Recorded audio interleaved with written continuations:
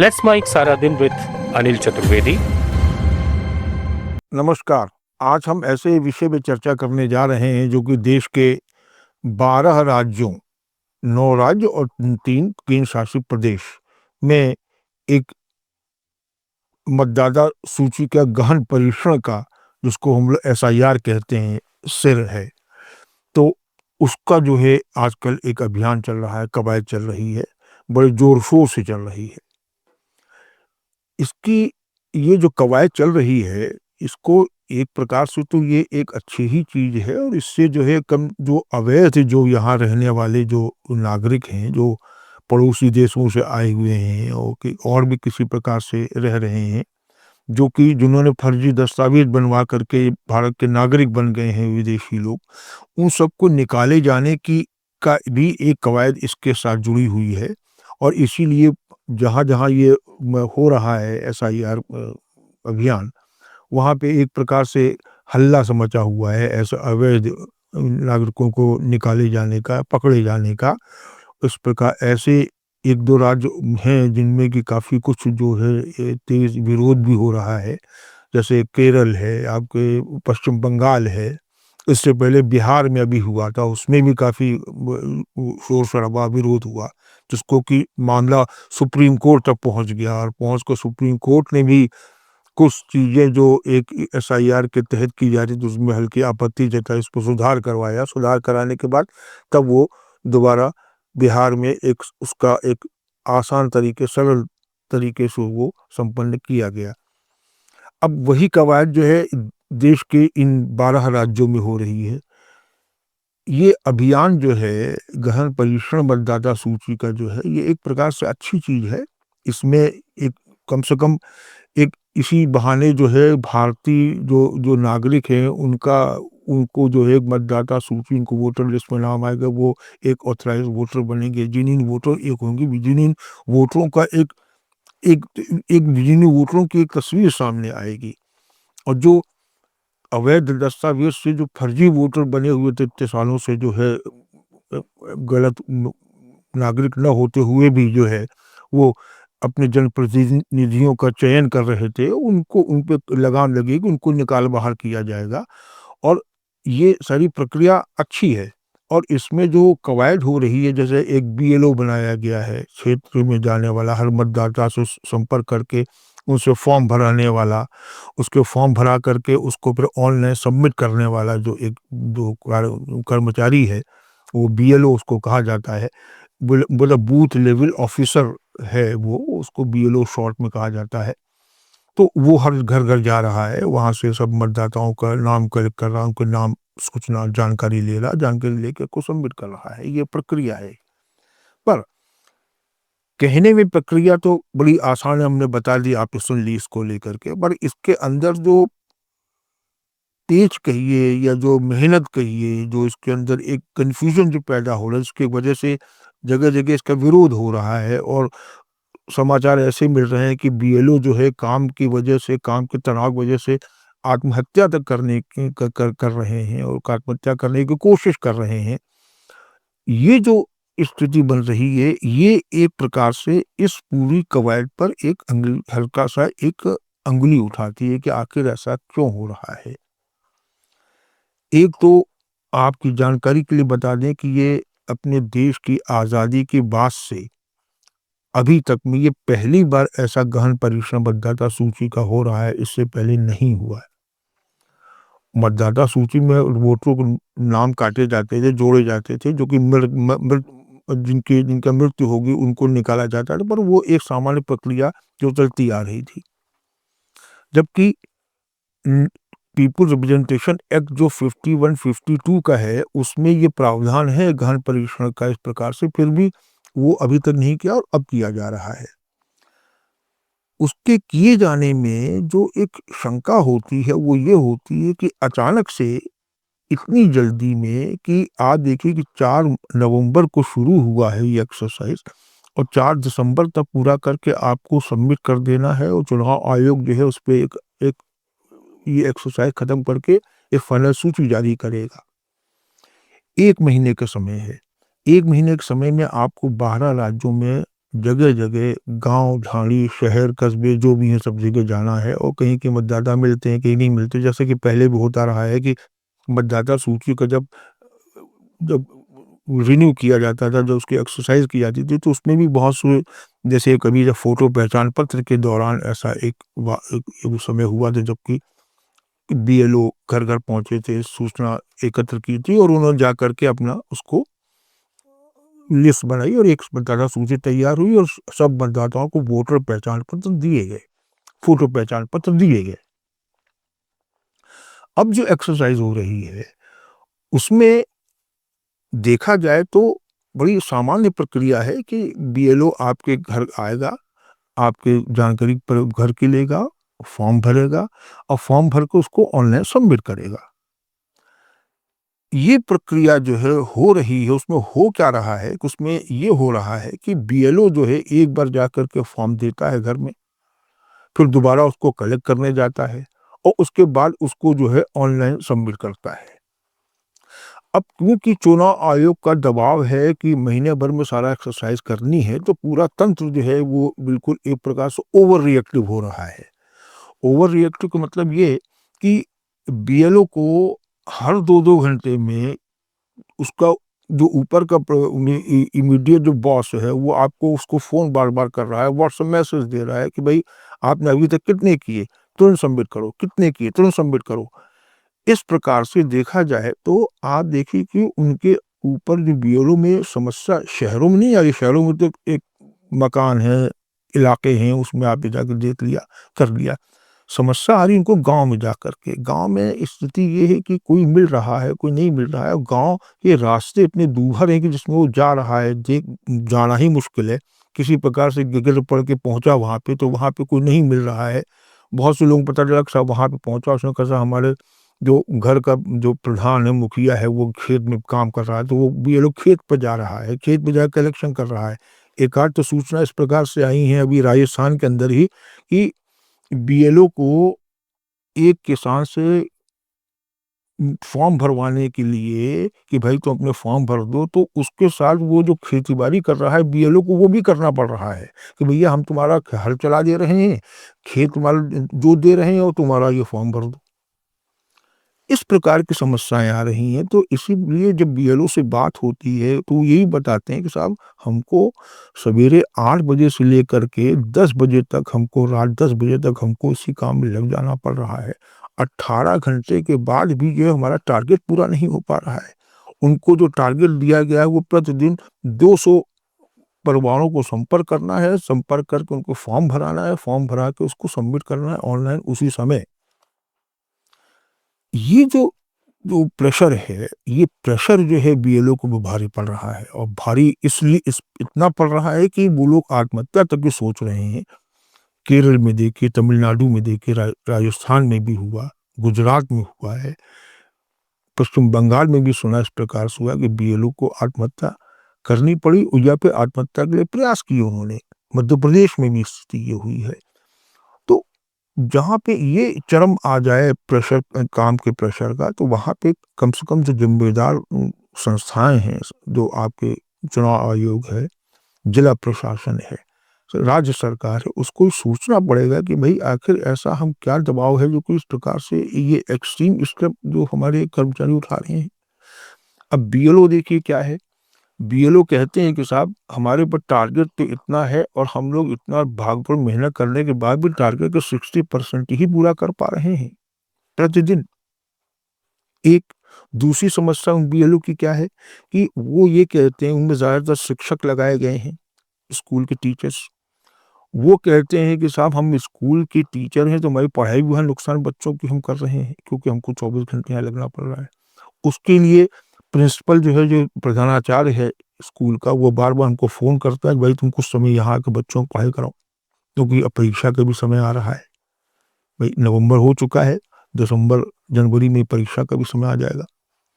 तो ऐसी स्थिति में जहाँ इतना दबाव होता है, वहाँ पे एक ह्यूमनली पॉसिबल भी कोई काम अगर हो, तो वो सोचा जा सकता है। पर अगर आपने एक जो मानव के लिए सामान्य रूप से करने वाली जो इस कार्य की जो क्षमता होती है, उससे अधिक आप उसको काम सौंप देंगे, तो ज़ाहिर बात है कि ऐसे सामने कदम आएँगे कि साहब वो उसने आत्महत्या कर ली या कुछ और भी नुकसान अपना खुद का कर लिया।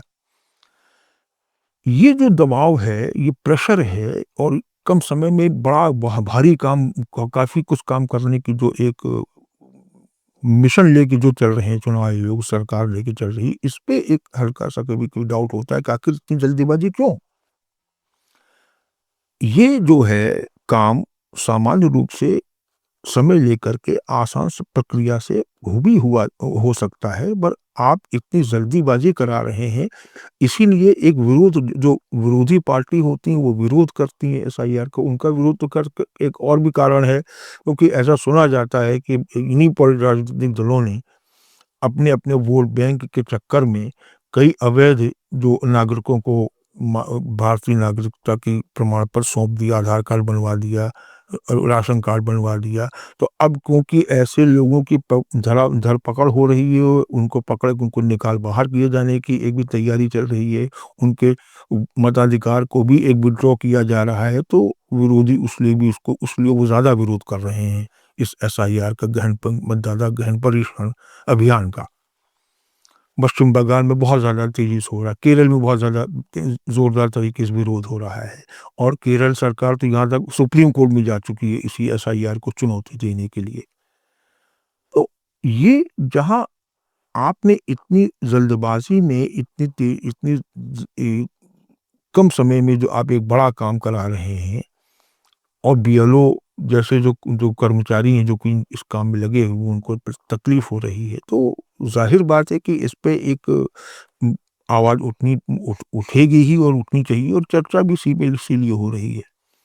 सामान्य रूप से देखा जाए तो कुल मिलाकर के जैसा कि बीएलओ से बातचीत करने में सामने आया कि उनका कहना ये है कि साहब आप लोग पहले तो चुनाव आयोग जो है लोगों को जागरूक करे कि वो पार्टिसिपेट करें और जागरूक शहरी मतदाताओं को तो कम करें जो ग्रामीण अंचल में जो मतदाता बैठा उसके लिए एक विशेष एक अलग से कोई व्यवस्था करने की एक पहल की जानी चाहिए चुनाव आयोग की तरफ से और सरकारों की तरफ से, राज्य सरकार, केंद्र सरकार की तरफ से प्रक्रिया आसान बनाई जाए। अगर ये सब नहीं होगा और आप जल्दबाजी में करोगे तो आखिर ऐसी जल्दबाजी की आवश्यकता क्या आ पड़ी है? आवश्यकता जो एक आरोप लगाए जाते हैं सरकार पर, चुनाव आयोग पर, वो ये लगाए जाते हैं कि साहब इस प्रकार से आप जो है एक अपना वोट बैंक जो है तैयार कर ले रहे हो और जो बाकी जितने मतदाताओं को हैं जो अवैध नागरिकों के नाम पर आप ऐसे कई मतदाताओं को का नाम काटने की तैयारी में हो या मंशा रखते हो, जो कि आपकी विरोधी पार्टी से जुड़े मतदाता हैं, उनकी विचारधारा के लोग हैं। ये एक ऐसा आरोप है मौजूदा केंद्र सरकार पर और निर्वाचन आयोग पर जिसका कि स्पष्टीकरण सफाई से उनको देनी पड़ेगी। क्यों? क्योंकि आपका ये मिशन एक अच्छा मिशन है, पर आपने अभी तक नहीं कराया, इस पे उँगली उठ रही है। भई, जो मौजूदा सरकार केंद्र की है, वो आज से नहीं है, वो 14 वर्षों से चल रही है। आपने पहले इस पे कोई कवायद नहीं करी। उसके बाद आपने करी तो ऐसे-ऐसे राज्यों में करी जैसे बिहार में करी कि बिहार में चुनाव होने वाले थे, वहाँ करी। अब आपने 12 राज्यों में जो आप कर रहे हो, उसमें भी 3, 4, 5 राज्य ऐसे जिनमें साल 2 साल के अंदर चुनाव होने हैं। तो शंका ये होती है कि क्या अपना एक वोट बैंक तैयार करने की कवायद का एक एजेंडा इसके पीछे छुपा हुआ है? और विरोधी दलों के वोट बैंक को मतदाताओं को किनारे लगाने की तैयारी चल रही है। ये जो आशंकाएँ हैं, इनको दूर करना पड़ेगा और दूर करने के साथ-साथ जो है, इस प्रक्रिया को बहुत सरल बनाने के साथ ही आगे बढ़ना पड़ेगा, तभी और फिर आप केवल एक इसी पर ही क्यों कंसंट्रेट करते हैं? आपके पास आपका पूरा देश है। आपने जैसा कि सरकार के नुमाइंदे कहते रहते हैं कि नहीं साहब हम लोग बिहार में करा चुके हैं, आसाम में भी अलग से हम लोग करा रहे हैं और बाकी कई जगह और भी हो चुका है, अब 12 राज्यों में करा रहे हैं। तो क्यों अब 12 राज्यों का पूरे देश भर में जहाँ-जहाँ हो चुके हैं वहाँ छोड़िए, बाकी जहाँ नहीं वहाँ सभी जगह कराइए, पूरी जगह कराइए। ये भी नहीं हो रहा है, केवल 12 राज्यों में आप कर रहे हो। इसके साथ आप जो है, जो कर रहे हैं वो इतनी ज़्यादा कम समय में इतने ज़्यादा प्रेशर के साथ इसको करा रहे हो कि उसके खिलाफ आवाज़ उठने लगी है। तो ये ओवरऑल जो एक जो घटनाक्रम चल रहा है, इसमें एक तरफ तो एक सुनाई अच्छा पड़ता है कि साहब जुनून मतदाता सामने आएँगे, जुनून वोटर सामने आएँगे, पर जो कवायद का रूप है, वो जिस प्रकार से लिया गया उस पे उँगली उठना ज़ाहिर-सी बात है और ज़ाहिर-सी बात है इसीलिए ये चर्चा भी इसीलिए हम लोग यहाँ कर रहे हैं। क्यों? क्योंकि आपने इसको जो एक्सरसाइज़ शुरू की है, वो जो है उसमें वोट बैंक की अगर नियत है, तो वो काफ़ी हद तक सही भी लगती है। क्यों? क्योंकि आपने जो भी राज्य चुने हैं, उनमें ज़्यादातर तो आपके भाजपा शासित राज्य हैं और कुछ विरोधी राज्य जैसे बंगाल के विपक्षी एक तृणमूल कांग्रेस की वहाँ सरकार है, केरल में लेफ्ट की सरकार है, वहाँ भी आपने चुना है। तो आपकी नीयत क्या वहाँ पर भी ऐसे राज्यों में भी जो है एक अपना वोट बैंक तैयार करके सत्ता हासिल करने की एक मंशा रखते हो? ये सब जो आपकी जो मंशा हैं, शंकाएँ हैं, इन सब को लेकर के जो एक चर्चा आप देखिए, जो वोटर लिस्ट के लिए जो शुरुआत में जो जो दस्तावेज़ माँगे गए थे, उसमें आधार कार्ड तक को भी जो है उन्होंने नहीं अमान्य कर दिया था। तो क्यों उनको उन्होंने कारण बताया इसका लेकर के कि साहब आधार कार्ड जो है वो इतने फर्जी बन चुके हैं देश के अंदर, इतने फर्जी बन चुके हैं कि उनकी अब वो नागरिकता तय करने का एक दस्तावेज़ नहीं रह गया। इसलिए हम उसको जो है अमान्य कर रहे हैं। सब पे बाद में सुप्रीम कोर्ट जब मामला पहुँचा तो उसने इसको मान्य कराया, कुछ शर्तों के साथ। तो ये जो स्थिति बन रही है वो यही है कि आप जो है, जो दस्तावेज़ जो आपने लागू कर रहे हो, जो जल्दबाज़ी कर रहे हो, जिस प्रकार से आप इसको लगा करके एक प्रचार कर रहे हो कि साहब जिन्हीं मतदाता लेंगे, बाकी सबको हटाएँगे, घुसपैठियों को निकाल बाहर करेंगे, ये आप करिए, पर अगर इस युद्ध स्तर पर अगर आप इस प्रयास को करना चाहेंगे, तो ज़ाहिर बात इसका विरोध होगा और उसपे एक लोगों को उँगलियाँ उठना शुरू हो जाएँगी। तो ये जो एक्सरसाइज़ है, इसको सोच विचार करके नागरिकों को विश्वास में लेकर के पॉलिटिकल जो अन्य पार्टियां हैं, राजनीतिक दल हैं, उनको भी विश्वास में लेकर के अगर ये काम किया जाता है, तो हो सकता है कि जो इसका असल मकसद हो, वो भी पूर्ण होगा और साथ में साथ जो है, जो अभी आज़ादी के बाद से पहली बार जो गहन परीक्षण हो रहा है, इससे एक असली एक जेन्युइन मतदाता लिस्ट सूचियाँ सामने आएँगी और ये हम लोग को मालूम पड़ेगा इसके बाद कि हम लोग आखिर कितने हैं मतदाता देश में और कितने फर्जी हैं और फर्जी हैं तो वो कितने निकाले गए, ये भी मालूम पड़ेगा। तो हो सकता है कि इसमें अगर सबको विश्वास में लेकर के इस प्रक्रिया को और सरल बना करके किया जाए, तो ज़्यादा विरोध भी इसका नहीं होगा और जो इस कार्य में लगे जो कर्मचारी, सरकारी कर्मचारी इस कार्य में लगते हैं, ख़ासकर टीचर लगते हैं, उनको भी ज़्यादा परेशानी नहीं होगी, एक समय सीमा उनकी बाँध दी जाए। अब होता क्या है इसमें कि जो बीएलओ है और ये एक बड़ी गंभीर समस्या इसकी है कि जब बीएलओ आपने एक जो प्रावधान इसमें एक जोड़ रखा है कि साहब आपको फॉर्म भरिए, भर के उसको ऑनलाइन भी तत्काल करिए।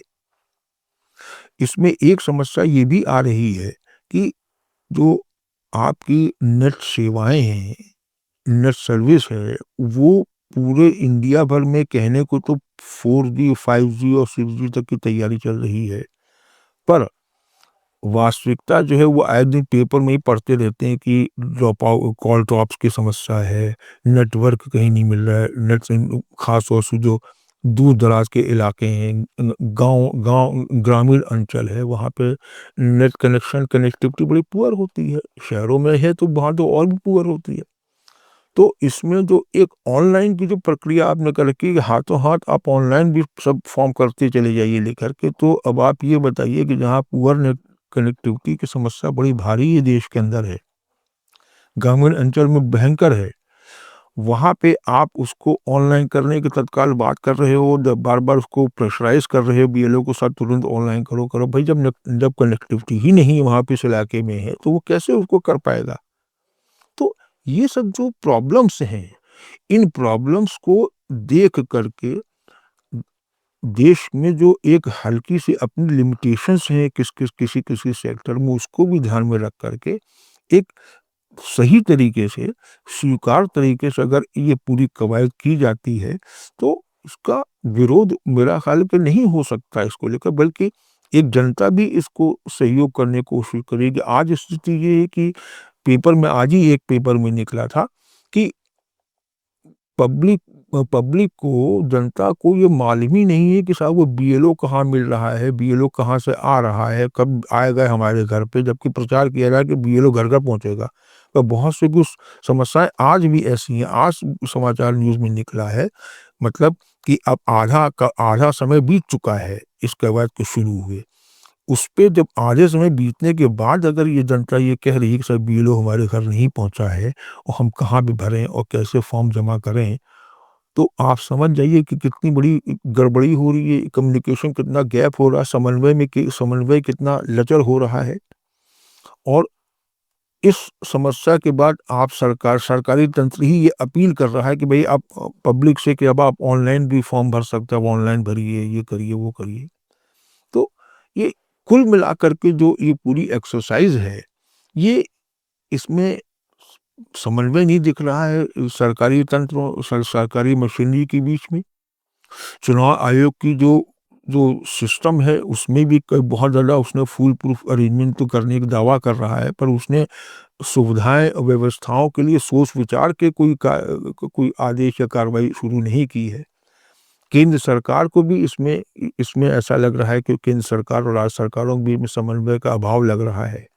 तो ये सारी चीज़ें जो हैं, अगर इनको दूर करके और एक सर्व स्वीकार तरीके से अगर ये एक्सरसाइज की जाए, तो बड़ा उसके एक अच्छे लाभप्रद परिणाम सामने आएँगे और ये परिणाम जो हैं बड़े सुखद हो सकते हैं, बशर्ते कि इसको सोच विचार के, समझदारी से कार्य किया जाए।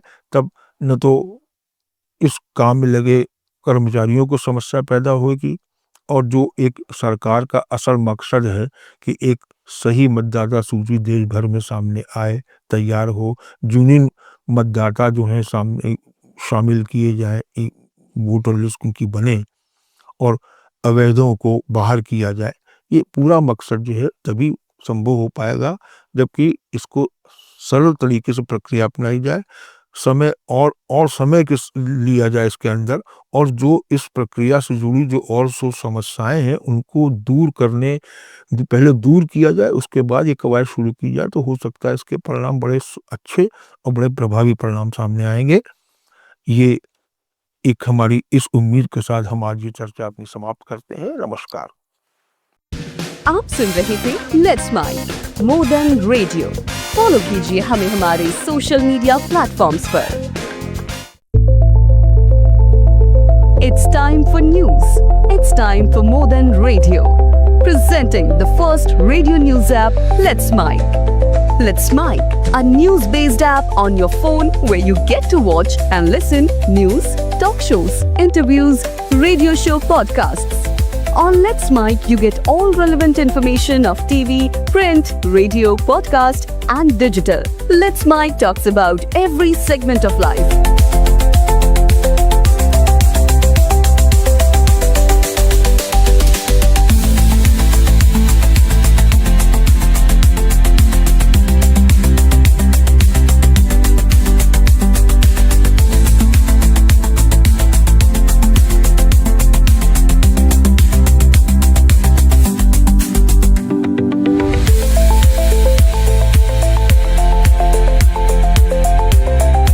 Download the app now from Play Store. Available both on Android and iOS mobile phones. Follow us on YouTube, Instagram, Twitter, LinkedIn, Facebook, Telegram, WhatsApp, Snapchat. Let's talk, let's connect, and let's smile.